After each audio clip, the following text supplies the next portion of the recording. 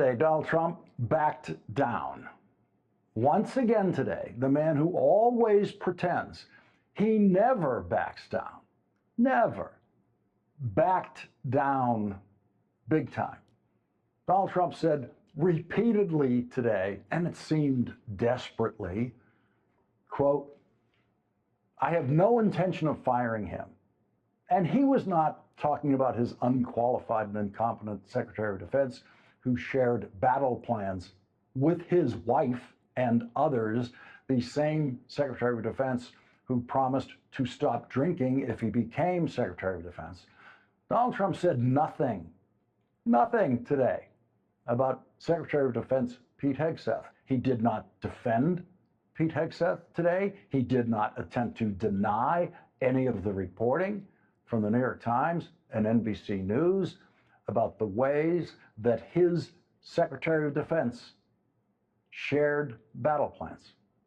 In fact, no one in the Trump administration, including Pete Hegseth himself, to this day, to this hour, to this minute, has ever attempted in any way at all to explain, defend, or deny specifically what Pete Hegseth has been accused of doing in sharing battle plans. Hegseth has insisted the information, the details of battle plans were not classified. There was a time when a Secretary of Defense getting caught leaking sensitive information could have, among other things, rocked the stock market and sent it into a downward spiral. But the stock market has no time to worry about an unqualified and incompetent Secretary of Defense who may or may not have stopped drinking when Donald Trump is directly destroying the stock market in bursts of economic policy dementia that have created the most uncertainty the American economy has ever seen. And I mean ever seen, because the uncertainty is based entirely on what will one person's whims be tomorrow or the next day or the next week or the next month or the next year. A year is the minimum planning horizon for economic planning and economic decisions in business or in our personal lives.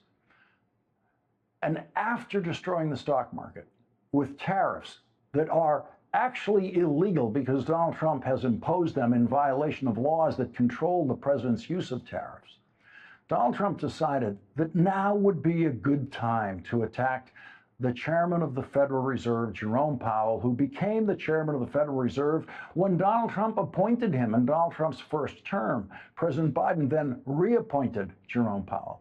And on Monday, in the middle of the morning trading session on Wall Street, Donald Trump decided to attack Republican chairman of the Federal Reserve, Jerome Powell, in a social media post that left the stock market reeling under the expectation that Donald Trump was going to fire the chair of the Federal Reserve, or at least try to. And on Monday, Donald Trump said, quote, "There can be a slowing of the economy unless Mr. Too Late, a major loser, lowers interest rates now."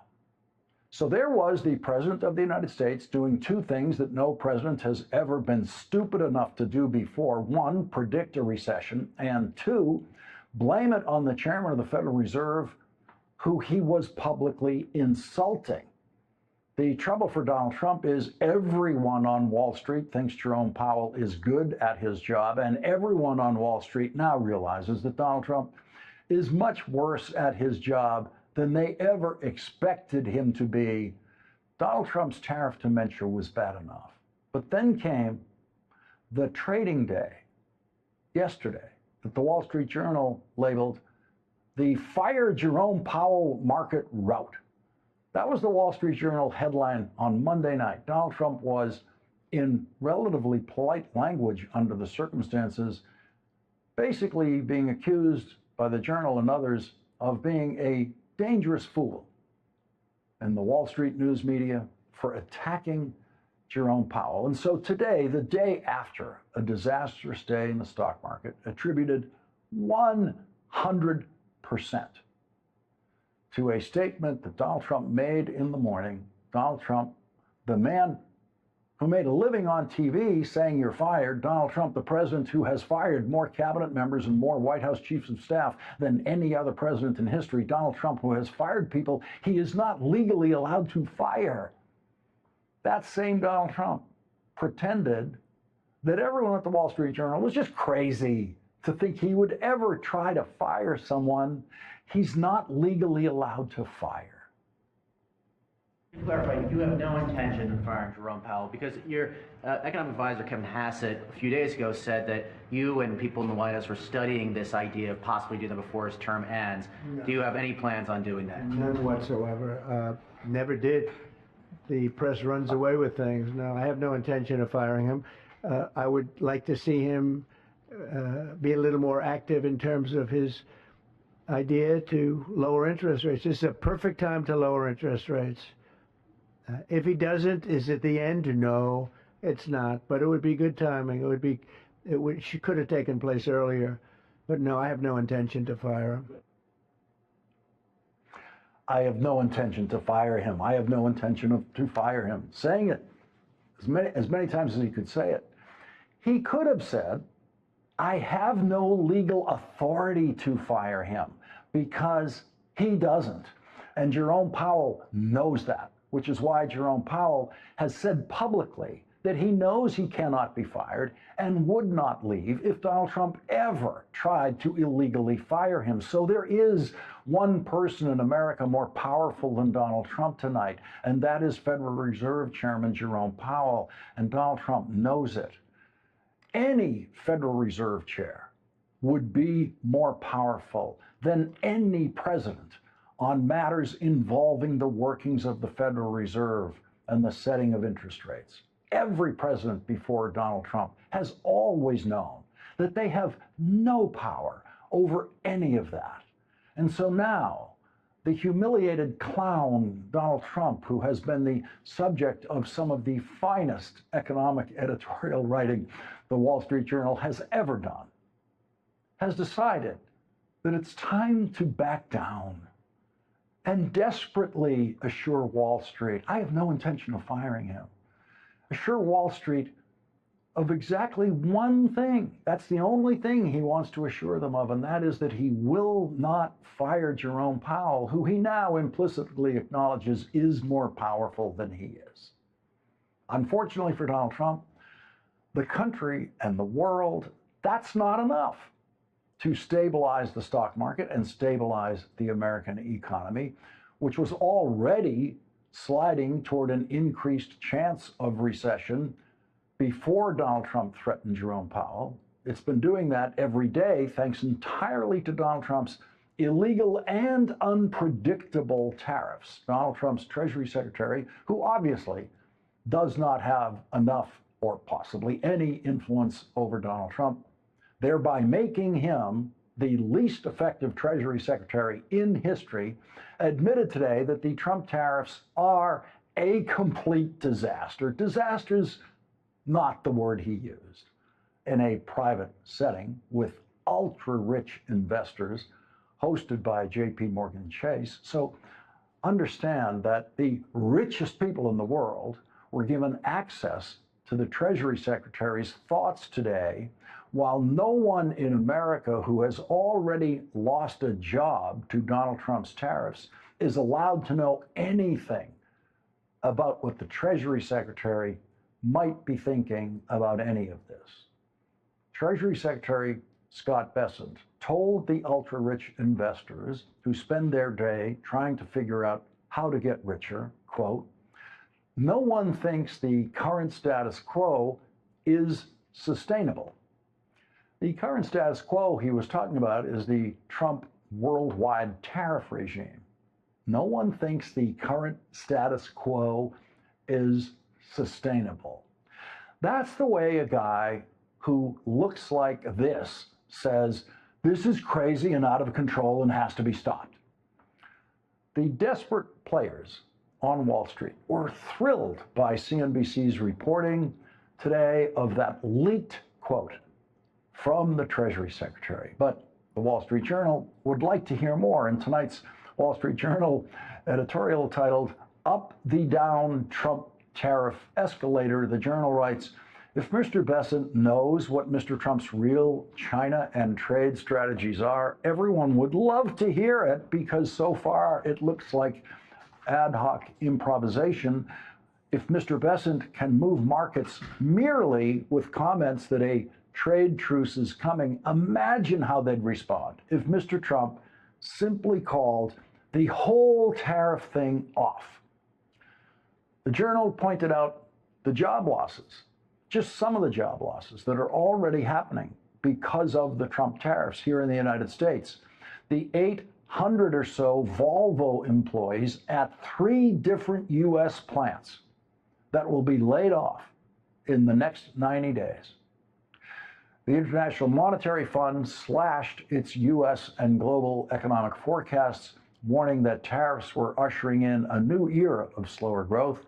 Goldman Sachs chief executive David Solomon said uncertainty was too high, holding back corporate decision-making and keeping asset prices under pressure. And the IIF, a finance industry trade group, said the U.S. faced a likely recession later this year. A likely recession thanks entirely to the idiotic whims of a president with economic dementia. Elon Musk is one of Wall Street's biggest losers these days, thanks to his public support of Donald Trump's policies and thanks to Donald Trump's tariffs, which hurt all automobile companies, including Tesla. After the stock market closed today, Tesla released an earnings report that came in much lower than expected. The Wall Street Journal reports that Tesla's income, quote, slid 71% in the first quarter as the company struggled to overcome competitive pressure overseas and a reputational hit from Chief Elon Musk's polarizing role in the Trump administration. Tesla, as a company, actually blamed Donald Trump for its troubles. Wall Street Journal reports Tesla said that shifting trade policies exacerbated by the administration's tariff regime are stressing supply chains while adding to the automakers' costs. Tesla sales are down around the world, thanks largely to what one analyst has called the brand destruction that Elon Musk has delivered to Tesla by his association with and support of Donald Trump. A CNBC poll showed how that brand destruction in the United States has hurt Tesla's ability to sell to the very people who were the most enthusiastic customers for electric cars and Teslas. Liberal Democrats were the buyers, especially in California, that made Tesla a successful business and pushed the Tesla stock price up to the point where Elon Musk became the richest person in the world, thanks to the buying power of liberals who are now trading in their Teslas, selling their Teslas, and in many cases, just giving them away, as Sheryl Crow did in donating her Tesla to NPR for them to turn into cash to support the truth-telling mission of National Public Radio. 47% of Americans have a negative view of Tesla. Only 27% have a positive view of Tesla. 52% have a negative view of Elon Musk, with only 36% holding a positive view. The poll shows that a majority of Republicans have a positive view of Tesla, which is not very helpful to Tesla because most of them would never even consider buying any electric car.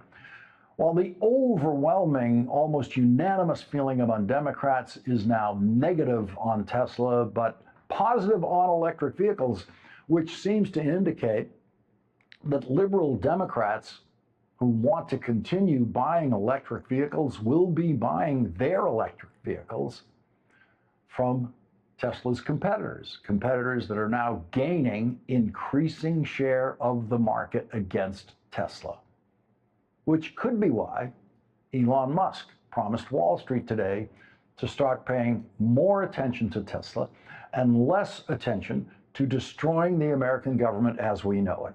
With Elon Musk strengthening his public association with Tesla, if that's possible, that could result maybe in even fewer sales of Teslas among enthusiastic electric car market buyers, which in this country is dominated by Democrats. It must come as a big surprise to Donald Trump and Elon Musk tonight that their sales event in the driveway on the south side of the White House for Tesla, the most revolting commercialization of the White House in history by the two most extreme vulgarians ever to stand in that driveway, was a complete and utter failure. And so tonight, Donald Trump and Elon Musk are now the prohibitive frontrunners for the worst car salesman of the year award this year.